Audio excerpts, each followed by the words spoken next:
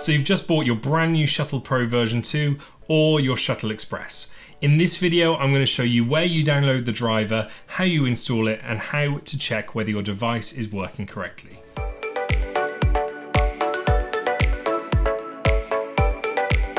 So this process is exactly the same whether you're using the Shuttle Pro version 2 or the Shuttle Express, but for this example we're going to be using the Shuttle Pro version 2 and I'm going to be referring to it as just the Shuttle from now on. So the first thing you need to do is head over to the Contour Design website. The web address for the Contour Design website in the UK is contour-design.co.uk, and this may vary depending on which country you're trying to access it from. If for any reason you end up on the wrong country's website, just head up to where it says United Kingdom or whatever country it says for you, and then you'll be presented with a list of different countries and a list of different languages. For example, if I click on Germany, it takes us through to the German website. So once you're on the correct country's website, I want you to select support from the top menu bar and then scroll down until you see drivers, click read more. You can either select mice and keyboards or Contour Shuttle. I'm going to click Contour Shuttle and it'll direct us down the web page to the section that we need to look for. And then you want to select the most recent driver for your operating system. And as you can see, this driver works with both the Shuttle Pro version 2 and the Shuttle Express. So just click on the version number to start the download.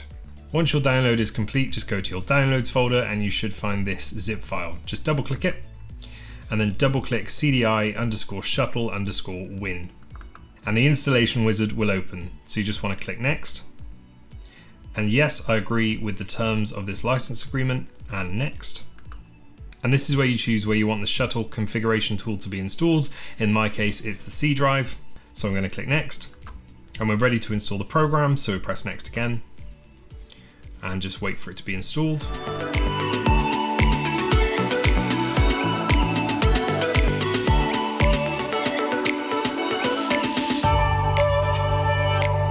And then you should see installation complete. I'd highly recommend you tick this checkbox that says open the Contour control panel so you can start configuring your Shuttle device straight away. And then just click finish. And at this point it's time to plug in our Shuttle. So let's take a look at the driver itself. In the top left hand corner you have application setting. This is where you select which application you'd like to start configuring with your Shuttle device. It is worth mentioning you can use the Shuttle with multiple applications at the same time, and the Shuttle will automatically switch between profiles depending on which application has focus. Let me just give you a little example. We're just going to close the Shuttle configuration tool and then we're going to head down to our taskbar.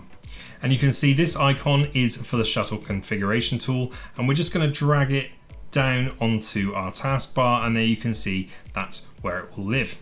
So if I open up Google Chrome and Photoshop and then I hover over the Shuttle configuration logo, it tells me that Photoshop has focus. If I then select the Chrome browser and then go back to the Shuttle configuration tool, it tells me that Chrome has focus. So the Shuttle will switch between configurations. So this can be really useful if you have a completely different configuration for one application than you do to another one.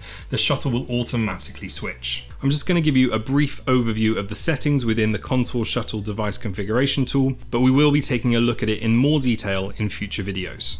You can see that when I press one of these buttons on the Shuttle, the corresponding button in the Shuttle configuration tool will highlight green.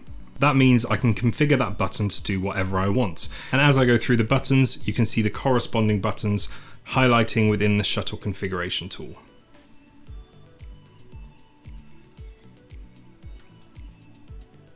On the right hand side, you're configuring what action you would like the button to perform. So at the moment we have button 13 selected, which is this button right here.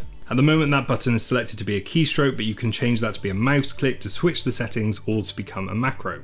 Just a quick point, the macro functionality is only available on the Shuttle Pro version 2, not the Shuttle Express. You can customize which key you would like that to be. So for example, we're just going to change that button to be an A instead. And underneath that you've got frequency. At the moment it's set to only click once, so when I press that button, the A key will only be pressed once. You could set it so that when you push that button, it would press the corresponding keystroke as many times as you like. Again, we'll look at the settings in more detail in future videos.